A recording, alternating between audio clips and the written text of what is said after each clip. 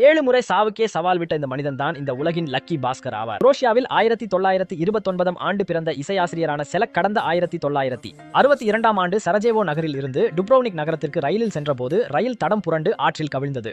இதில் 17 பேர் பலியான நிலையில் எலும்பு முறிவு உள்பட பலத்த காயங்களுடன் உயிர் தப்பினார். அதுக்கு அடுத்த ஆண்டே ஜாக்ரெப்பில் இருந்து ரிஜெக்கா வரை சென்ற விமானத்தில் இவர் செல்லும் போது நடுவானில் திடீரென்று விமானத்தில் கோளாறு ஏற்பட்டுள்ளது.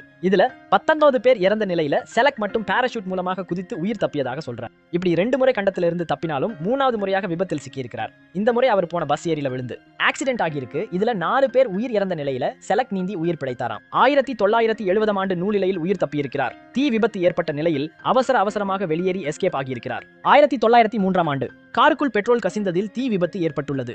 இந்த விபத்திலும் உயிர் தப்பியுள்ளார்.